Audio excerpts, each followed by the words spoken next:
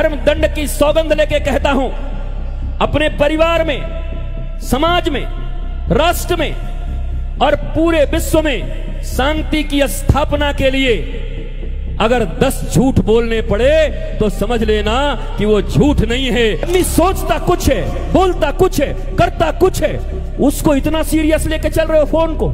ये झूठे लोगों का कारोबार है। इस पर अपना जीवन मत निछावर करना, इसके ऊपर कभी बर्बाद मत होना, लौट नहीं पाओगे। हमारे गुरुदेव कहा करते, जिसने अपने जीवन में अपनी माता को प्रेम कर लिया ठीक से, माते के प्रति भक्ति जिसके जीवन में आ गई, अपनी मां के प्रति, उस बच्चे को कृतिवान और यशस्वी होने से कोई नहीं रोक सकता। वो इस दुनिया में सबसे यशस्वी होगा, चारों तरफ उठ के डंके बचेंगे, जिसने अपनी मां का पूजा कर लिया, अपनी मां को देवी की तरह मान लिया। कितने बच्चे हैं जो मां को देवी की तरह मानते हैं? याद रखो मेरे बच्चों, इस दुनिया में माता और पिता से बड़ा कोई मित्र नहीं हो सकता। तुम्हारा क्लोजेस्ट फ्रेंड, फास्ट फ्रेंड अगर कोई है तो तुम्हारी मां, तुम्हारे पिता। बाकी जो भी मिलेंगे मौके की ताक में रहेंगे, लूटेंगे, छीनेंगे, बर्बाद करेंगे। एक यही माता और पिता हैं जो तुम्हारे अनंत अपराधों के बाद भी तुम्हारा मंगल करने से नहीं चूकेंगे।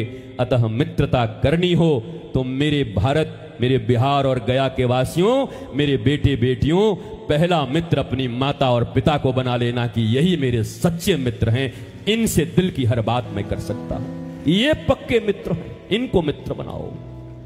नहीं तो वो गाना शायद याद होगा, अच्छा सिला दिया तूने मेरे प्यार का, यार ने ही लूट लिया। ये सब ऐसे ही हैं। और हम तुमसे पूछे कि काहे को ऐसा यार बनाए थे, दुखी होके कर, अच्छा सिला दिया तूने मेरे प्यार का। अभी तो चुनते समय क्यों नहीं सोचा था?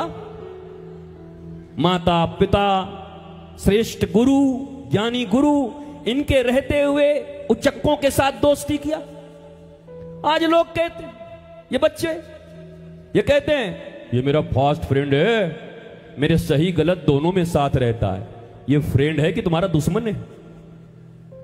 जो तुम्हारे गलत में भी तुम्हारा साथ दे वो तुम्हारा मित्र कैसे हो सकता है? उससे बड़ा शत्रु कोई नहीं। और अगर वो मित्र होता तो फिर कृष्ण को, कर्ण को नहीं मरवाना था, क्योंकि कर्ण ने तो दुर्योधन से मित्रता निभाई थी। एक एक पग पर अपने मित्र के साथ खड़ा था, तो भगवान को, कर्ण को मरवाने की क्या जरूरत पड़ी? मित्रता ये नहीं जो तुम्हारी गलतियों में तुम्हारा साथ दे, तुम्हारी गलतियों को छुपाए, तुम्हें गलती करने पर और उकसाए। सच्चा मित्र ऐसा कभी नहीं कर सकता, रोक देगा, छोड़ देगा। इसीलिए तो गुरु और शिष्य के बीच में प्रायः नाराजगी ही रहती है। हां, अगर दक्षिणा वाला मामला है तो अलग बात है, तुम भाड़ में जाओ, हमको लिफाफा देते रहो, हमको क्या मतलब है। लेकिन अगर सच्चा गुरु है, गुरुत्व तो उनके भीतर है और आपने गुरु रूप में वर्ण कर लिया, तो ये नाराजगी चलती रहती है। क्योंकि शिष्य के वर्तमान जीवन से कोई भी सदगुरु राजी नहीं होता। वो तुम्हें परफेक्ट बनाना चाहता है, वो तुम्हें किसी गड्ढे में गिरना नहीं देना चाहता। तो वो तुम्हें शत्रु जैसा लगता है, बार बार पर टोकते रहते हैं, बार बार मुझे रोकते रहते हैं। ऐसा गुरु हमको नहीं बनाना। तुमको कैसा मित्र बनाना है? जो तुम्हारे साथ शराब पिए, जो तुम्हारे साथ पता नहीं कैसे कुकृत्य करने में तुम्हारे साथ दे। जैसे दुर्योधन का साथ देता था कर्ण हर बात पर। किस लिए साथ देता था? अरे एक जगह 2 कौड़ी की इज्जत बचा दी, अंग देश का राजा बना दिया, तो तुम अधर्म के साथ खड़े हो जाओगे, उस दुर्योधन के साथ खड़े हो जाओगे जो अपने ही घर में अपने ही घर की बहू और बेटी को नंगा करने को राजी हो जाता है। उसके साथ मित्रता निभाओगे? द्रौपदी को नंगा करने को अपने छोटे भाई को कहता है, उससे तुम मित्रता निभाओगे? और परमात्मा तुम्हें छोड़ देगा और कृष्ण तुम्हें छोड़ देंगे। यदा यदा ही धर्मस्य ग्लानिर्भवति भारत, जो धर्म की स्थापना के लिए आए हैं वो तुम्हारे इन लौकिक धर्मों का आचरण का कोई मूल्य नहीं देते। अब रिश्तेदार हैं तो महाराज जी कुछ तो सेवा करना पड़ेगा ना। नहीं, अधर्म में साथ मत देना। अधर्म में साथ दिया धृतराष्ट्र ने अपने बेटे का, अधर्म में साथ दिया गांधारी ने अपने पति का। अरे पति अंधा था और पतिव्रता होने का अर्थ यह था कि तुम तो अपनी आंखें खोल के रखती, एक आंख पति का और एक आंख तुम्हारा, ये पतिव्रता होता। पति अंधा तो हम भी पट्टी बांध लिए। तो इतनी पतिव्रता थी तो एक बेटा क्यों नहीं बचा लेती पतिव्रता होने के नाते। आपके पास तो बहुत शक्ति होनी चाहिए। नहीं नहीं नहीं, तुम्हारा कोई उपासना, कोई भी क्रिया कर्म, कोई भी कर्म कांड, अगर उपासना की बात करते हो तो हिरण्यकश्यपु से बड़ा उपासना करने वाला कौन? जिसने इतनी बड़ी तपस्या की कि उसके शरीर में दीमक लग गए। तुमने कब ऐसी तपस्या की कि तुम्हारे शरीर में दीमक लग जाए? एक मक्खी बैठ जाए तो तपस्या छोड़ के उठ जाओगे, मच्छर काट जाए, ध्यान टूट गया। एक मच्छर में ध्यान टूट गया और हिरण्यकश्यपु दीमक लग गया उसके शरीर में, पर इतना जोरदार तपस्या करता रहा। मैं कहता हूं अगर तपस्या ही बड़ी है, उपासना ही बड़ी है, तो हिरण्यकश्यपु को मारने की क्या जरूरत पड़ी? वो तो तपस्वी था, उसने तो मंत्र जाप किए, उसने तो बुलाया, लेकिन नरसिंह भगवान आए और फाड़ दिया ऐसे करके, अंतड़ियां निकाल ली। क्यों? तुम्हारी उपासनाएं, तुम्हारी ये पूजाएं, अगर तुम धर्म के पक्ष में नहीं हो, और धर्म के मर्म को समझना बड़ा कठिन है, स्वयं शास्त्र पढ़ के कभी नहीं सीख सकते। तुम इतने काबिल होते तो बिना टीचर के 5वीं क्लास पास करके दिखा दो, तुमको 10 टीचर लगते हैं। हाई स्कूल में तुम्हारे कोचिंग क्लासेस चलने लगते हैं, स्कूल के बाद भी मैथ्स के अलग, इंग्लिश के अलग, तब जाकर के बड़ी मुश्किल से पास कर पाते हो। और धर्म जैसा चीज, आध्यात्म जैसा चीज, जो इस दुनिया का सबसे प्रीशियस है, सबसे महत्वपूर्ण चीज, जो तुम्हें आनंदित बना सकता है, जो तुम्हें युवराज बना सकता है, जो तुम्हें सम्राटों की जिंदगी दे सकता है, तुम्हारे भीतर में आने वाले किसी भी प्रकार के दुख को वो रोक सकता है। सच्चिदानंद रूपाय विश्वोत्पत्त्यादि हेतवे तापत्रय विनाशाय श्री कृष्णाय वयम नुमः। इन तीनों प्रकार के तापों से अगर कोई मुक्त कर सकता है तो वो ईश्वर की सच्ची आराधना। What's your process, it's not important, what's your motive, it's more important. तुम्हारा प्रोसेस क्या है इससे कोई फर्क नहीं पड़ता, तुम्हारा उद्देश्य क्या है इससे बहुत ज्यादा फर्क पड़ता है। श्री कृष्ण ने कहा युधिष्ठिर को, झूठ बोलो जाकर अपने गुरु से।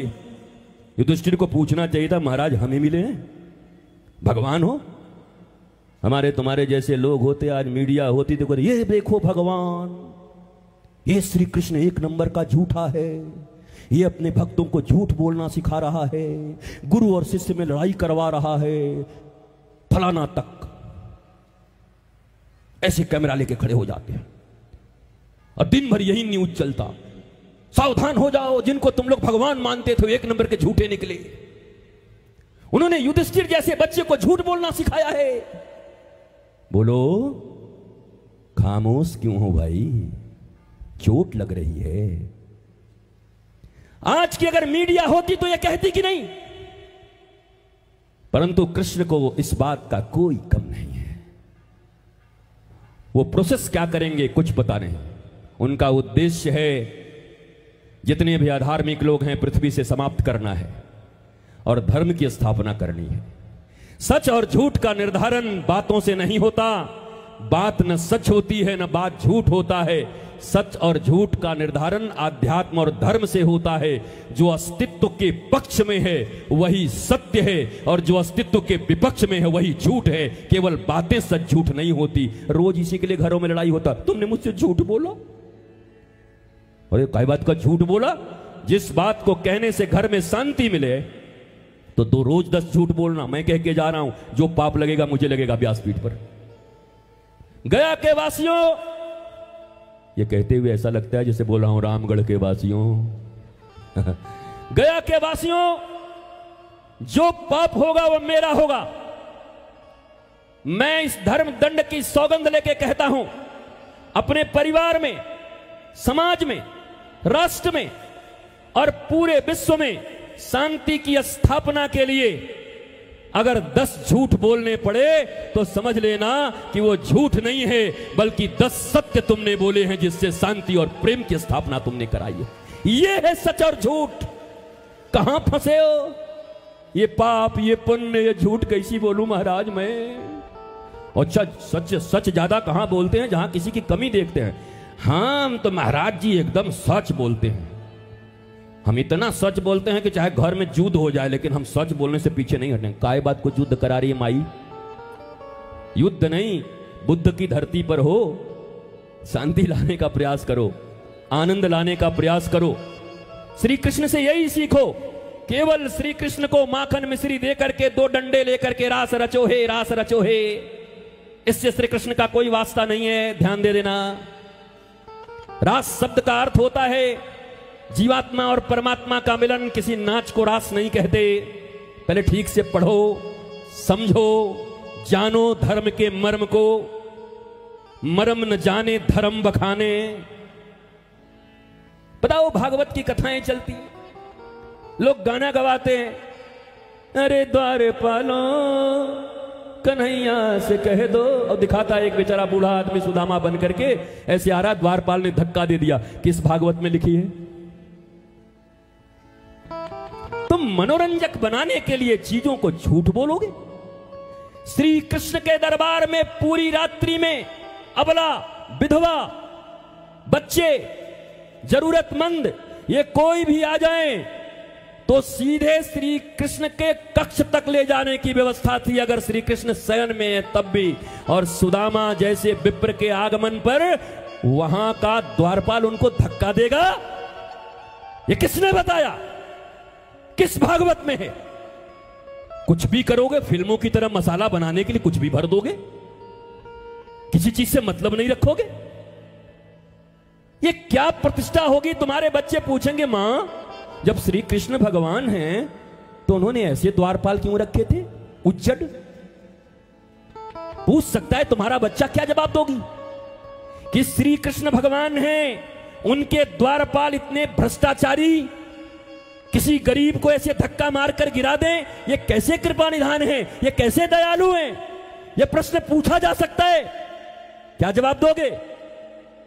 तो मनोरंजक बनाने के लिए कुछ भी करोगे, कुछ भी जोड़ोगे, कुछ भी घटाओगे।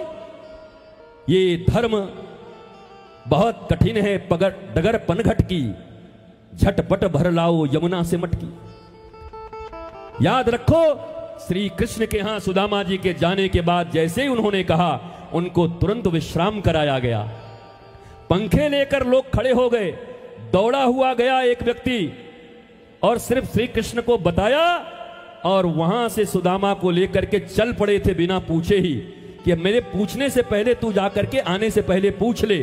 और तब श्री कृष्ण भागते हुए आए, बिना अपने पीतांबरी को फेंककर सुदामा को गले लगाया, और जिस पर्यंक पर रुक्मिणी और वो बैठते थे, ऐसे सफेद पर्यंक पर बिठा करके न गुलाब जल से धोया, न इत्र से धोया। वो तो द्वारिकाधीश थे, उन्हें पास संपत्ति की कौन सी कमी थी? पर श्री कृष्ण बैठ गए नीचे, अपने मित्र को ऊपर बिठा दिया, गुरु भाई को, विप्र को, और अपने आंसुओं से अपने मित्र के पांव धो डाले। देख सुदामा की दीन दशा, करुणा करके करुणानिधि रोए। This is real Bhagavatam. इस भागवत का प्रचार करो, दम है तो सत्य का प्रचार करो। सुनो भी सत्य, पढ़ाओ भी बच्चों को सत्य, बताओ भी बच्चों को सत्य। नहीं तो बहुत प्रश्न खड़े हो जाएंगे तुम्हारे आइडियल पर, राम पर, कृष्ण पर, जानकी पर, राधा रानी पर। आज गलियों में, मोहल्लों में कोई बच्चे बच्चियों के बीच में कोई ऐसा संबंध हुआ तो लोग क्या कहते हैं? फलानवा न रासलीला करत। दिस इज रासलीला। शर्म करो। इससे बड़ी शर्मिंदगी इस राष्ट्र के लिए कुछ नहीं हो सकता। तुम धार्मिक हो, तुमसे अच्छे तो नास्तिक लोग हैं। तुम धार्मिकता का चोला ओढ़ करके और भगवान श्री कृष्ण के और गोपियों के मिलन को, ग्वाल बाल के मिलन को आत्मा और परमात्मा के मिलन के, जीव और शिव के मिलन को तुम लड़के और लड़कियों के मिलन की रास लीला कहते हो? ये तुम्हारी समझ है? ये तुम्हारी पढ़ाई है? ये तुमने कथाएं सुनाए? कहां है ये कथा रासलीला में? रसौ वही शाह, जो शरीर से ऊपर उठे, शरीर, इंद्रिया, मन, बुद्धि, चित्त, अहंकार, तब आत्मा। ये सप्तम द्वार पर आत्मा है। हम शरीर में जी रहे हैं। असुसु रमन्ते इति असुर, जो केवल अपने शरीर में, शरीर के लिए और शरीर के रिश्तों के लिए जीता है, उसी को असुर कहते हैं, राक्षस कहते हैं। हमारा शास्त्र तो ये कहता है। तुमको किसी ने बताया आज तक? तुम किसको राक्षस कहते हैं? जो केवल अपने शरीर में रमा हुआ है, इस शरीर के लिए ही पाप किए जा रहा है, इस शरीर के लिए ही सब कुछ उसके कर्तव्य हैं। पापी पेट का सवाल है। भगवान श्री कृष्ण कह रहे हैं गीता में, अहम वैश्वानरो भूतो, मैं इस पेट में अग्नि बनकर के विराजमान हूं। ये कौन से लोग हैं जिन्होंने कहा ये पापी पेट का सवाल है? ये किस धर्म ग्रंथ में लिखा है? व्हाट्सएप यूनिवर्सिटी से लिख के आए हो कि फेसबुक यूनिवर्सिटी से पढ़ के आए हो? कहां से पढ़ के आए हो? चाचा मौसा मौसी काका काकी एक ग्रुप बना लिए हैं, स्वीट फैमिली। अब कुछ भी लिखे जा रहे हैं। गीता में श्री कृष्ण ने ऐसा कहा। आपने पढ़ा है गीता? याद है आपको गीता? धर्म क्षेत्र, कुरुक्षेत्र, कुछ भी लिख दोगे गीता के नाम पर, कुछ भी लिख दोगे रामायण के नाम पर, कुछ भी फॉरवर्ड कर दोगे। खुद भी नहीं पढ़ता, फॉरवर्ड कर देता है। अरे खुद पढ़ तो लो, किसी गुरुजी से पूछ तो लो कि गुरुजी एक ऐसा आया है, क्या ऐसा धर्म में है? बोलेंगे 2 कौड़ी का है, बहुत झूठा है, हटा दे इसको, डिलीट कर दे। पर फॉरवर्ड कर रहे हैं, अपने आप को धार्मिक बता रहे हैं। स्वीट फैमिली में गीता में ऐसा कहा है। कौन सी गीता में कहा है? सीता और गीता में, हेमा मालिनी के फिल्म में? बताओ। हेमा मालिनी तो हमारे यहां की सांसद है, मथुरा की। कौन से गीता में है बताओ? तो धर्म जानते नहीं, धर्म को कभी सुनने का प्रयत्न नहीं करते। कर्म कांडों में तुम्हारा बहुत मन लगता है, पर याद करो श्री कृष्ण को तुम बहुत मानते हो, पर गीता सुनने को राजी नहीं। ये तो ऐसी बात हो गई, मम्मा आई लव यू, पापा आई लव यू। अब मम्मी कहे बेटा एक गिलास पानी देना, मम्मी छोटी से मंगवा लो ना, आई लव यू। बेटा थोड़ा मेरा दवाई ले आना, मम्मी उससे मंगवा लो ना, आई लव यू। बेटा सब्जी ले आया तो मम्मी मैं सब्जी नहीं लाऊंगा, किसी और से मंगवा लो, आई लव यू। बेटा आटा ले आ, गेहूं पिसवा कर, हमसे नहीं, आई लव यू। तो मैया पकड़ेगी तेरे आई लव यू का अचार डालूं मैं? बोल क्या करूं ऐसा I love you? Love without loving activities towards the beloved is same SHAM। वैसा प्रेम जिस प्रेम में प्रेम की क्रिया नहीं, वो प्रेम प्रेम नहीं, पाखंड मात्र है। अगर प्रेम करते हो तो प्रेम की क्रियाएं भी होनी चाहिए। अगर प्रेम है तो प्रेम का समर्पण भी होना चाहिए। I love you, I love you, I love you. सुबह आई लव यू, दिन में आई लीव यू, और रात को आई किल यू। ये जिंदगी है व्हाट्सएप की, ये जिंदगी चल रही है। सुबह बोल आई लव यू, मुंह ऐसे चौड़ा हो गया। दिन में आई लीव यू, और रात को तो इतना मामला बढ़ गया, बोला आई किल यू। ये कई को लव है, तुम्हारा किस बात का लव है? ये दिल सूख गया, खत्म हो गया। व्हाट्सएप के लाल लाल दिल आ गए हैं। झूठा आदमी, फ्रॉड आदमी बैठ के सिनेमा देख रहा और भेजता है मैं तुम्हारे लिए रो रहा हूं, दिल भेज के। बर्गर खा रहा और सिनेमा देख रहा। इतना झूठ, इतना फरेब। कभी कभी मुझे वो अच्छा लगता है, वो अमिताभ बच्चन एक फिल्म बनाया था अग्निपथ, उसमें कहता है हे अन्ना ये फोन भी अजीब चीज है, आदमी सोचता कुछ है, बोलता कुछ है और करता कुछ है। हाय हे भाई, आदमी सोचता कुछ है, बोलता कुछ है, करता कुछ है, उसको इतना सीरियस लेके चल रहे हो फोन को? ये झूठे लोगों का कारोबार है। इस पर अपना जीवन मत निछावर करना, इसके ऊपर कभी बर्बाद मत होना, लौट नहीं पाओगे। सूटकेसों में तो लौटे कितने बेटियां हमारी निकल गई और सूटकेस में लौट के आई कट पिट करके, लाश दुर्गंध देता हुआ। मेरी प्यारी बेटियों, अगर तुम्हारी मां तुम्हारी मित्र न हुई, रक्षक न हुई, पिता न हुए, तो किसी और पर भरोसा मत करना। उन्होंने तुम्हें जन्म दिया है, वो तुम्हारे एक एक सुख के लिए अपना सब कुछ लुटा सकते हैं, बाकी इस दुनिया में कोई नहीं। मैं खुद को भी नहीं कहता, क्योंकि पहले मातृदेवो भव, पितृदेवो भव, तब आचार्य देवो भव। गुरु का नंबर तीसरा है, तुम मानो उनको। यद्यपि किसी विशेष केस में क्या हुआ, भरत जी ने मां को नहीं माना। अच्छा, जो मां को न माने, मां का विरोध करे और भगवान उसको गले लगाएं, तो भगवान तो बड़े गड़बड़ है भाई।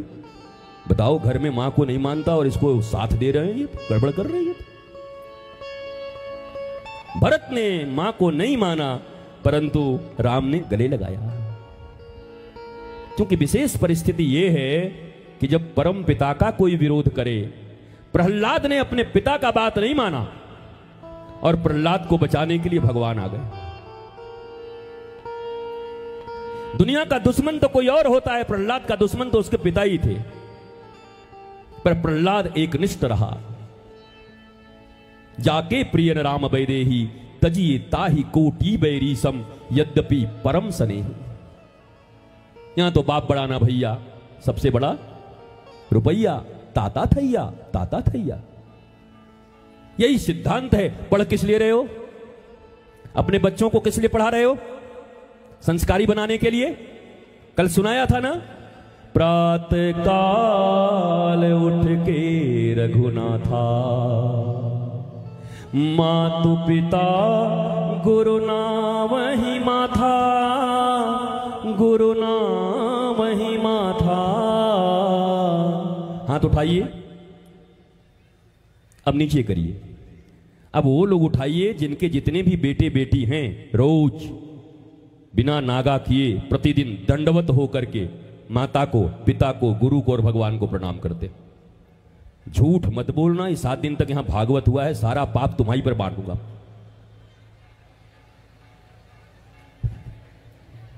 ये सन्नाटा क्यों है भाई? हैं?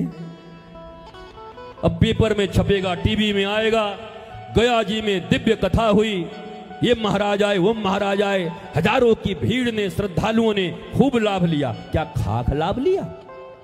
बेटा बेटी प्रणाम नहीं करते, रघुनाथ प्रणाम करते अपने पिता को, रघुनाथ प्रणाम करते अपनी मां को, रघुनाथ प्रणाम करते स्वयं भगवान होने के बाद भी अपने गुरु को। तुमने क्या सीखा रामचरितमानस की राम कथाओं से? क्या सीखा? यहां कौन सा नियम है? वहां था, प्रातः काल उठ के रघुनाथा, मातु पिता गुरु नाम ही माथा। आजकल प्रातः काल उठ के अनाथा, मोबाइल में मार ही माथा। ये तो प्रातः काल उठ करके अनाथ मोबाइल में माथा मार रहा है। और बड़े बड़े लोग हैं, माता पिता सब। बोला ये कौन है? बोला फलाने सेठ जी हैं गया का। हाँ हाँ, 100 कथा करवाए हैं। बेटा बोला मुंह नहीं देखना चाहता इनका। तुमको प्रणाम करना चाहिए ना तुम्हारे बच्चों को, तुमने कथा करवाया है, क्यों नहीं करते? तुम्हारे बच्चे अपने मोबाइलों में और जहां वो पढ़ने के लिए जाते हैं, वो हीरो हीरोइन के फोटो लगा करके रखते हैं। उनके आइडियल वो हैं, रोल मॉडल हुए। मैं तुमसे पूछता हूं, तुम कैसे फेल हो गए? जन्म तुमने दिया, पढ़ाया तुमने। इस भारतवर्ष में कम से कम प्रत्येक बेटे और बेटियों के अगर कोई रोल मॉडल और कोई रियल हीरो और हीरोइन होनी चाहिए, तो उसकी मां और पिता होने चाहिए कि मेरे रियल रोल मॉडल मेरे माता और पिता हैं। क्यों नहीं तुम्हारी तस्वीरें लगाते? फेलियोर, क्यों फेल हो गए? उम्र तो 60 साल की हो गई, 70 साल की हो गई। अब कुछ ऐसे लोग हैं यहाँ, वो वृंदावन के बंदर बन गए हैं। हमारे वृंदावन में कैसे बंदर होते हैं जानते हो? वृंदावन का बंदर से कभी विश्वास मत करना। वृंदावन के बंदर के पास केला लेके जाओगे और तुम्हारी नजर जब उस पर पड़ेगी तो ऐसे करेगा बंदर, ला ला ला। मतलब तुम्हारा केला तुम समझो, हमको क्या मतलब। और जैसे ही तुम्हारा दूसरे तरफ ध्यान गया, तुम्हारे केले को ऐसे देखेगा, ये केला अपना है। फिर तुम्हारा जैसे ही निगाह पड़े, फिर वो करेगा, कल रात बढ़िया से सोया नहीं था। वो तुमको भ्रमित करेगा कि मैं देख ही नहीं रहा हूं। 3 बार 4 बार में जब तुम श्योर हो जाओगे कि वाह वाह वाह वाह कन्हैया के बंदर हैं, बड़े अच्छे हैं, बस बेटा गए तुम। अब 5वीं बार में जैसे ही केला लेके निश्चिंत होके गए, केला तो गया, चश्मा भी जाएगा, मोबाइल भी जाएगा, पर्स भी जाएगा, और जब तक फ्रूटी नहीं पिलाओगे तब तक मिलेगा नहीं फिर। तो जब मैं कोई ऐसी बातें करता हूं तो देखता हूं आगे पीछे जो बड़े बड़े लोग बैठे रहते हैं वो बंदरों की तरह व्यवहार कर, उधर देखते हैं। भैया सुन लो, लगे तो लगे ना, आओ सामने खड़े हो जाओ। काय बात के मां बाप हो, जब तुम्हारा जन्म दिया बच्चा तुम्हें प्रणाम नहीं करता, तुम्हारा जन्म दिया बच्चा तुम्हें रोल मॉडल नहीं मानता, तुम्हें हीरो नहीं मानता, नायक नहीं मानता। नायक नायिका किसको मानते? रोल मॉडल आलिया भट्ट को। वो आलिया भट्ट जिससे पत्रकारों ने पूछा भारत के प्रधानमंत्री का नाम बताओ, तो बोली पृथ्वीराज चौहान। ये इनके रोल मॉडल, कमाल है। उसका जनरल नॉलेज देखो, इसी भारतवर्ष में रहती है। पत्रकारों ने पूछा, बोला you know the prime minister of India Prithviraj Chauhan. पत्रकार बेहोश हो गया कि हे भगवान, इसको करोड़ों लोग फॉलो करते हैं। ये तुम्हारे बच्चों के रोल मॉडल हैं, जिन अमिताभ बच्चन की खुद अंतड़ियां एक घूंट वो ठंडे नहीं पी सकते, ये पेप्सी और ये क्या बोलते हैं सब, कोको कोला, पर 2 करोड़ रुपए मिले, 5 करोड़ मिले तो प्रचार जरूर कर देते हैं। वो पी नहीं सकते, पिए तो गए। ये रोल मॉडल हैं तुम्हारे, ये तुम्हारे रोल मॉडल हैं। ये तुमने रोल मॉडल बनाए हैं। तुम्हारे रोल मॉडल कौन होने चाहिए? इसी समाज से एक ऐसा बच्चा, गरीब का बच्चा निकले। तुम्हारे रोल मॉडल और दशरथ मांझी क्यों नहीं होते, जिनकी पत्नी मर गई और मरने के बाद अकेला पूरे गांव वाले हंसे, पागल आदमी इतना बड़ा पहाड़ कैसे काटेगा, लेकिन अकेला ही पहाड़ काट करके बाकी गांव वालों को अस्पताल जाने का रास्ता बनवा दिया। वो हमारे रोल मॉडल होने चाहिए। 500 वर्ष की अस्मिता को पुनः जागृत करके भारत मां के जिन वीरों ने, इसी गया में भी जब रामनवमी रखी जाती होगी, सरस्वती पूजा रखी जाती होगी, दुर्गा पूजा रखा जाता होगा, तो लोग उनको आवारा कहते होंगे, चंदाखोर कहते होंगे। ये चंदाखोर लोग, आवारा लोग, और ये बड़े बड़े लोग अपने बेटे बेटियों को लेकर डाइनिंग हॉल में बैठे रहते थे। मैं सबसे पहले उनको प्रणाम करता हूं जिन लोगों ने भारतवर्ष में ये पूजा लगातार रखा, गालियां सुन के भी, क्योंकि उन्हीं के कारण आज राम और कृष्ण को पहचानने वाले लोग बचे हुए हैं। उनको प्रणाम करता हूं जिनको तुमने चंदाखोर कहा, ये डाइनिंग टेबल वाले लोगों ने नहीं बचाया है, प्रतीकों को उन्होंने नहीं बचाया, उनको प्रणाम करो। भारत मां के वो सपूत जो 500 वर्ष से कभी काम ना हो पाया, लोग राजनीतिक कह देंगे, पर जिन सपूतों के नेतृत्व में, जिन सरकारों के नेतृत्व में अयोध्या जी में 22 तारीख को भव्य राम मंदिर की प्राण प्रतिष्ठा हुई, ऐसे वीर सपूतों को नमन करता हूं। चाहे उनका नाम जो भी हो, मैं किसी दल का नहीं हूं, मैं दल के दलदल में नहीं हूं, पर भारत के दिल की बात करने से मुझे कोई नहीं रोक सकता। मैं भारत के दिल की बात करता रहूंगा। भारत मां के सर कट गए थे। पहले भारत मां बहुत तगड़ी थी, बहुत अच्छी थी। अफगानिस्तान तुम्हारा था, पाकिस्तान तुम्हारा था, बांग्लादेश तुम्हारा था, ये जितने छोटे मोटे उड़ान मुड़ान सब तुम्हारे थे। ऐसा भारत माता का शरीर था, काट काट के लोगों ने ऐसा बना दिया, और अंत में इसी भारत माता के कश्मीर को भी काट दिया लोगों ने, सर काट दिया था। मैं नमन करता हूं इसी सरकार में उन बेटों को, भारत मां के सपूतों को, जिन्होंने भारत मां का सर फिर से जोड़ दिया 370 हटा के। मैं नमन और प्रणाम करता हूं, वंदन करता हूं। अरे जो सच है उसे बोलो ना। एजेंट कहेंगे लोग, what do you mean by agent? Agent का अर्थ होता है संवाहक, संवाहक का अर्थ होता है कोई गुलाब का फूल खिला हुआ है, तुम्हारे पास नाक भी है, पर अगर एजेंट ना हो तो तुम उसकी सुगंध नहीं ले सकते। एजेंट कौन है? हनुमान जी के पिताजी पवन। जब हनुमान जी के पिताजी एजेंट हैं तो तुम कहां के किस खेत की मूली हो? सच्ची और अच्छी चीजों को तुम्हारी नासिका तक जो पहुंचा दिया उसी को एजेंट कहते, हिंदी में संवाहक कहते। तुम भी अपने जीवन में जो सच्चे और अच्छे कार्य कर रहे हैं, ऐसे लोग कहीं हो, उनका एजेंट बन करके उनकी खुशबू पूरे देश और दुनिया में फैलाओ। ये बन करके तुम्हें गर्व होना चाहिए, इसमें लज्जा नहीं आनी चाहिए। किस बात की लज्जा? बताओ ना, जवाब दो। लज्जा किस बात का है? किस बात का लज्जा है? भारत माता हमारी नहीं है? मैं भारत मां की गोद में नहीं खेला हूं? साधु होने से पहले मैं यहां का एक नागरिक नहीं हूं? क्या भारत माता के प्रति मेरे कर्तव्य नहीं है? पर हमें लोगों ने पढ़ाया है, ये पता है ऐसे अनपढ़ लोग हैं, पढ़े लिखे लोग, कि इनको थोड़ा सा प्रतिष्ठा पर, जैसे रावण ने पूछा तू नौकर है, स्लेव है? अरे मैं सोचा तू बहुत बड़ा कहीं का। तो हनुमान जी ने कहा अच्छा तू साइकोलॉजिकल वार करता है मेरे ऊपर। सीता जी ने फिर कहा सुन, अब तेरी परीक्षा है कि तू कितना ज्ञानी है। रावण ने ऐसा प्रश्न किया है, ऐसा उत्तर दे कि आज इस विद्वान रावण की सभा में रघुनाथ की जय जय हो जाए। और तब हनुमान जी ने दोनों हाथ उठाया और हाथ उठाकर कहा सुन रावण, तू काम का दास, तू चाम का दास, तू नाम का दास, तू दाम का दास, तुझसे तो अच्छा मैं श्री राम का दास। मैं हूं दास, पर श्री राम का हूं, काम का नहीं हूं, वासना का नहीं हूं, मैं रामदास हूं। ये वाल्मीकि रामायण है।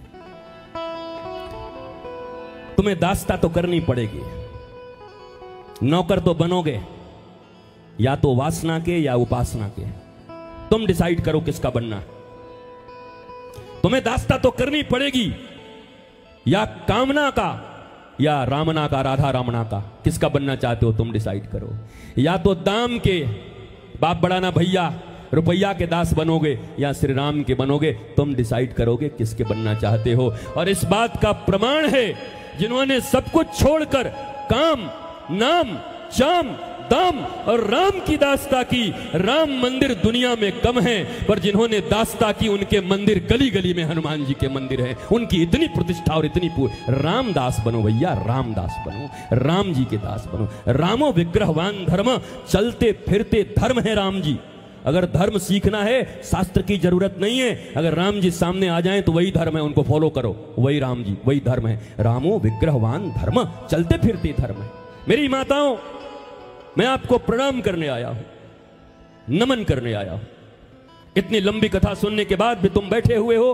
कल भी मैंने तुम्हारे प्रति श्रद्धा व्यक्त की, यद्यपि मेरे लिए भी बड़ा कठिन है किसी कथा के बाद आकर के बोलना, लगातार 5-5, 6-6 घंटे तक किसी को बिठाना। इट्स नॉट फेयर, ये अच्छी बात नहीं।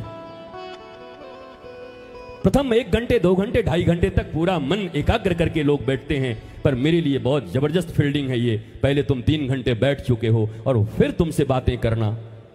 लेकिन अब ये आयोजकों ने कैसे सेट किया था मुझे पता नहीं, पर आगे से ऐसे मत करियो भैया। एक बार कथा हो जाए तो हो गया, फिर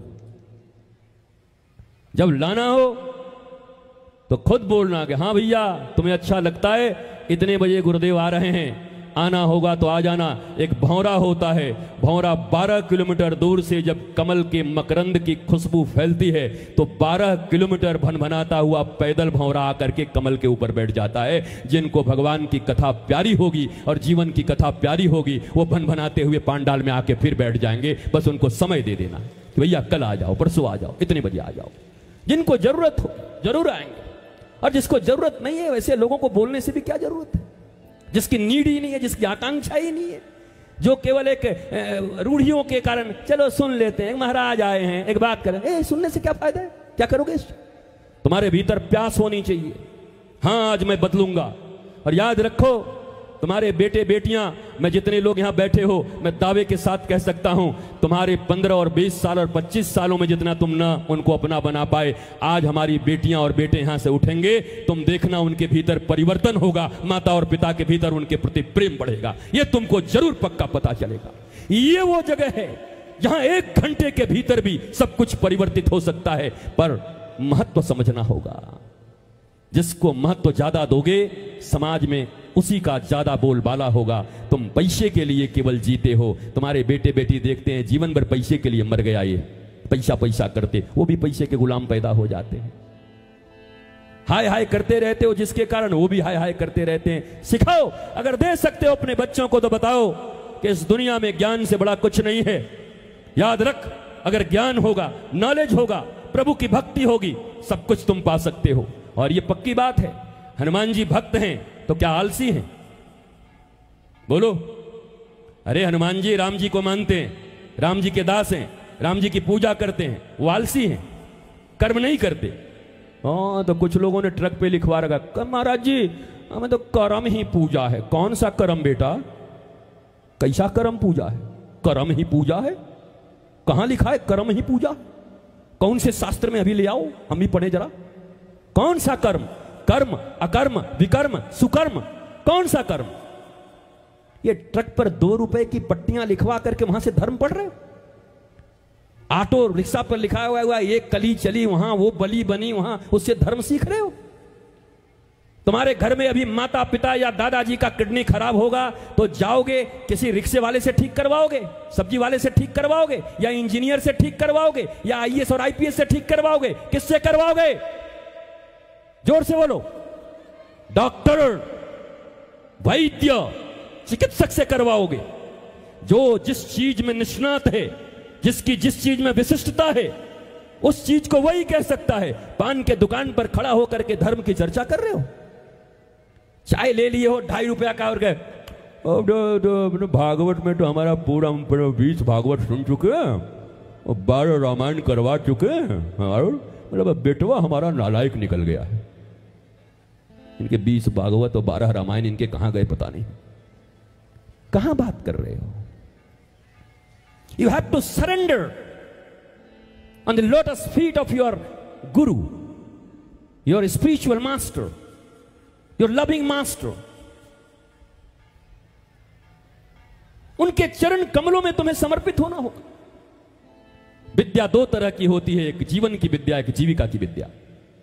जब अपने बच्चों का एडमिशन कराने जाना किसी स्कूल में, भारतवर्ष में तो ऐसी शिक्षा पद्धति है ही नहीं कि तुम्हारे सनातन संस्कृति की कोई शिक्षा भी तुम्हें पढ़ा सके। कॉन्वेंट में पढ़ना तुम्हारी मजबूरी है, विदेशियों की गुलामी की शिक्षा पढ़नी तुम्हारी मजबूरी है।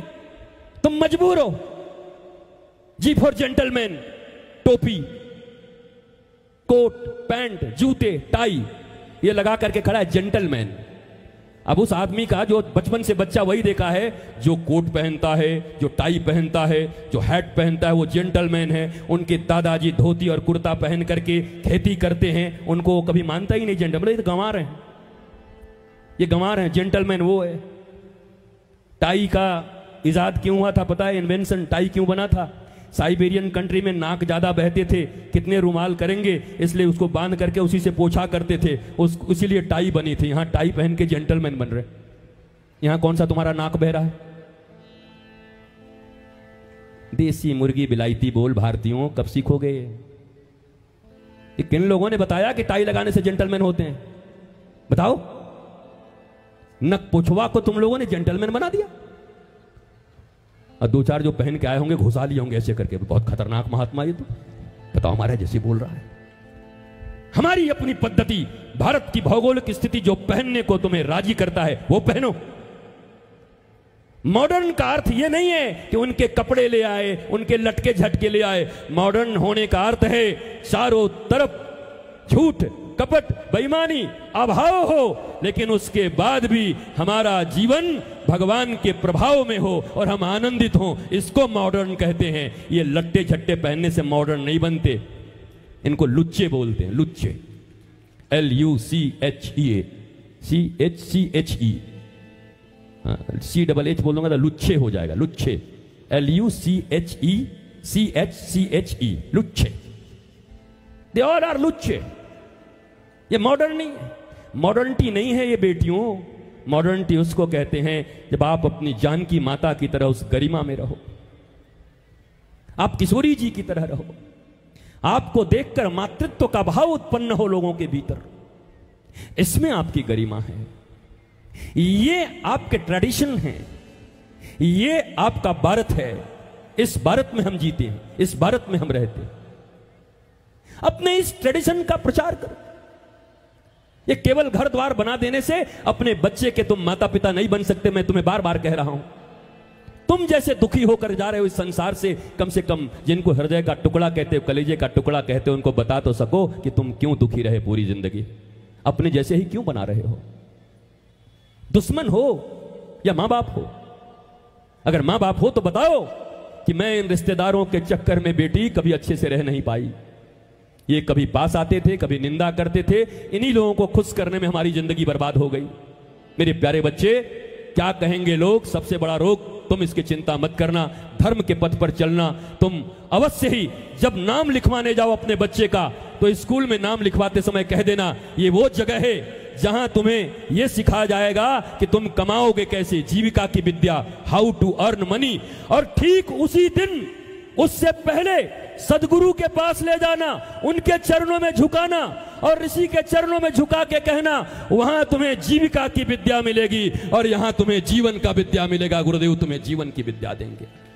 पढ़े लिखे होकर के गोलियां मार करके और तुम कभी आत्महत्या नहीं करोगे, जहर खा के आत्महत्या नहीं करोगे। इसी बक्सर में तुम्हारे एक डीएम रहा करते थे, तुम्हारे बिहार में, बहुत पढ़ा होगा तुम लोगों ने, गाजियाबाद में जाकर के ट्रेन के नीचे आकर के उन्होंने आत्महत्या कर ली थी। इसी बिहार के बच्चे थे वो। आईएएस, इंडियन एडमिनिस्ट्रेटिव सर्विस, भारतीय प्रशासनिक सेवा, किसी का बच्चा आईएएस बन जाए तो पूरे गांव और पूरे जिले में हल्ला हो जाता है। मैं पूछता हूं, ऐसी कौन सी बात थी? क्या जीवन की विद्या की कमी रह गई थी? केवल एकेडमिक क्वालिफिकेशन रहा होगा? नहीं तो भगवान राम को कल युवराज बनना है और रात में ही वनवास हो जाता है, उसके बाद भी वो आत्महत्या तो नहीं करते। 14 बरस तक वनवास जाते। कहां राजा और कहां वनवासी, सब छूट गए घर द्वार। भगवान श्री कृष्ण का जन्म ही जेल में हो रहा है, भागे भागे फिर रहे हैं। 6 दिन में बच्चों को लोग उठाकर अल्लाह मुन्ना करते हो, 6 दिन में पूतना मारने पहुंच गई। बताओ कैसे संघर्ष के जीवन है भगवान श्री कृष्ण के। तुम्हारा 6 दिन में तो और वहां 6 दिन में पूतना मौसी आ गई, अब मैं तुझे मारूंगी। भगवान कहते हैं आओ मौसी आओ, तुम्हारा काम तमाम करना है। पूतना का अर्थ होता है पूतना जो पवित्र नहीं है, अविद्या। पूतना कोई राक्षसी नहीं है, जो पवित्र नहीं है वही पूतना है। जिसके जीवन में कपट है वही पूतना है, कपट रूपी पूतना। कपट है पूतना है। पूतना कोई भीम भयंकर ऐसी लेडी नहीं है, वो 2.5 फीट की भी हो सकती है, 3 फीट की भी। पूतना जो पवित्र नहीं, जिसके पास विद्या नहीं, वो भी पूतना हो सकती है। मंथरा कोई लेडीज ही नहीं। जब मैं मंथरा कहता हूं तो पुरुष लोग उधर देखते हैं माताओं की तरफ, 1 नंबर की मंथरा है। अरे मंथरा नारी पुरुष नहीं है। मंथरा उसको कहते हैं जिसकी बुद्धि मंथर हो गई है, जिसका विवेक मंथर हो गया है, जिसको अपने पराये का पहचान नहीं, जिसको भगवान और शैतान का पहचान नहीं, उसको मंथरा कहते हैं। वो लेडीज भी हो सकता है, जेंट्स भी हो सकता है। तुम भी मंथारा हो सकते हो। हाँ, मंथरा बोले तो इधर देखते हैं, ये मंथरा, तुम मंथरा। मैं और मेरा मन मंथरा नंबर 1। सबसे बड़ी मंथरा कौन है? मेरा मन है, जो मुझे भटकाती है, जो मुझे अटकाती है, जो मुझे परेशान करती। मन है एव मनुष्यानाम कारणम बंध मोक्ष एव ही। तैतरीय उपनिषद, उपनिषद की बात है ये मन ही वो चाबी है जो एक तरफ घुमा दो तो ताला बंद हो जाए और खोलना हो तो दूसरी तरफ घुमा दो। ये मन तुम्हें बंधन में भी रख सकता है और इसी मन से तुम बंधन को तोड़कर स्वतंत्र भी हो सकते हो, आनंदित भी हो सकते हो। मन वो चाबी है, बस घुमाना किधर है ये सदगुरु से सीख लो, ये धर्म से सीख लो, ये आध्यात्म से सीख लो कि इस चाबी को घुमाना किधर है। इसी मन से मुक्ति मिलेगी और इसी मन से बंधन मिलेगा। हंसो, मुस्कुराओ मेरी मां, मुस्कुराओ। तुम मुस्कुराओगी तो तुम्हारे बच्चे मुस्कुराते हुए आएंगे। तुम अगर ऐसे आंख करके रहोगे तो बच्चे लोग भी ऐसे ही आएंगे, आंख करके टेढ़ा देखते हुए। हर समय मुस्कुराया करो, आह्लादित रहा करो। तुम करुणामयी हो, कृपामयी हो, ममता है तुम्हारे भीतर में। पर ममता को अंधकार, अहंकार और अज्ञान मत बनाओ। ममता शब्द का अर्थ सीखो। लक्ष्मण जी की मैया कहती हैं कि पुत्रवती जुवती जग सोई। इस दुनिया में पुत्रवती कहलाने की अधिकारिणी वही है जिसने अपने पुत्र को रघुपति का भक्त बना दिया हो। बाकी तो पुत्रवती होके भी बांझ के जैसी है। शास्त्र तो यही कहता है, अगर तुम्हारी संतानें ईश्वर भक्त नहीं हुई, अगर तुम्हारी संतानें राम और कृष्ण के प्रति आसक्त नहीं हुई, उनकी भक्ति न हुआ उनके जीवन में, तो तुम कैकसी बन जाओगे, रावण की मम्मी। रावण बड़ा छोटा था बेचारा, बेचारा कहता हूं मैं, रावण को रावण बनाने में उसकी मां का हाथ है। आप बड़ा अच्छे से पढ़ा करो ठीक से। वो मां से पूछता था जाकर के, मातृदेवो भव पितृदेवो भव, और मां क्या कहती थी, वो राक्षसी कुल की थी, वो बोलती थी तूने मेरा दूध पिया है, तू बिल्कुल मेरे जैसा है, अपने मामाओं का बदला लेना, तुम्हारे मामा से देवता लोग लड़े हैं उनसे बदला लेना। बड़ा कंफ्यूज होता था। पितृकुल के लोग कहा करते थे ऋषि बनो, ऋषि बनो, श्रेष्ठ काम करो, बड़ा कंफ्यूज था। जाकर एक दिन आचार्य से पूछा मैं क्या करूं। आचार्य ने कहा मातृ देवो भव पितृ देवो भव आचार्य देवो भव। पहली बात मां की मानना, और वहीं से कैकसी के कारण रावण रावण बन गया।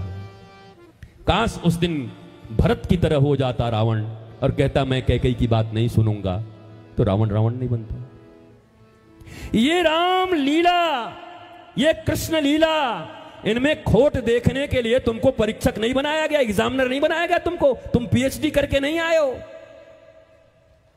ये तो सिनेमा बनाया भगवान ने, भगवान ही इसके डायरेक्टर, भगवान ही इसके प्रोड्यूसर, भगवान ही इसके हीरो, और भगवान ही सारे लोगों को चुने हैं। बोलो ये रावण और कुंभकर्ण कौन है जी? वैकुंठाधिपति नारायण के द्वारपाल हैं जय और विजय। कौन है? राम जी ने सिनेमा बनाया। सिनेमा हम लोगों के लिए बनाया कि ऐसा करोगे तो ऐसा मिलेगा, ऐसा करोगे तो ऐसा मिलेगा, ऐसा करोगे तो ऐसा मिलेगा। पर कमाल है हमारा बिहार भी। यहां पटना का एक आदमी राम जी के ऊपर केस कर दिया था कि सीता जी को कैसे छोड़ दिए थे। अब जाके मानना पड़ेगा बिहार को भी भाई, एक से एक बड़े बड़े लोग हैं यहां। भैया राम जी के जीवन से सीखकर अपने जीवन को राममय बना लो। पत्नी क्यों छोड़ा, आग में क्यों रखा, वो वहां क्यों गई, इसके लिए तुम क्या मालिक हो उनके? भगवान राम के लीला से सीखो, और केवल एक कई बात सीख लो तो जिंदगी हराम होने से बच जाएगा। अपने बच्चे लोगों को प्रणाम करना ही सिखा दो कि राम जी देखो बेटा प्रणाम करते थे, वो तो नहीं सिखा पाए। पत्नी क्यों छोड़ दिया, ये तो ठीक नहीं हुआ, राम जी ने ठीक नहीं किया। अरे राम जी की मम्मी राम जी के ऊपर बताएंगी कि राम जी ने क्या किया। इनको जजमेंट करने का अधिकार मिला है राम जी का। भगवान बुद्ध की धरती है ये। वो तो बच्चा कितने दिन का था जब छोड़कर भागे थे? तो बोलो, पत्नी और बच्चे को रात में छोड़ के भाग गए थे तो कितने दिन का बच्चा था? आप लोग जाती हैं कि नहीं बुद्ध का दर्शन करने? कभी कभी करिए ना, सावधानी से करिएगा, कहीं भाग न जाए रात में आपका वाला भी। वो देखोगे कि बुद्ध क्यों गए, पत्नी को क्यों छोड़ दिया, ये जजमेंट करोगे। बच्चे को क्यों छोड़ दिया, जिम्मेवारियों को क्यों छोड़ दिया, जिम्मेवारी पूरा नहीं किया। एक कैसी विकृत बुद्धि है। उन्होंने एक इंस्टेंस सेट किया कि जीवन में खुद को पहचानने के लिए जाना पड़ा, गए और इसी बोधि वृक्ष के नीचे खुद को पहचाना और फिर लौट कर गए पूरी दुनिया में, और जाकर दुखों से जैसे मुक्ति लोगों को मिल सकती है वो राह बताया उनको।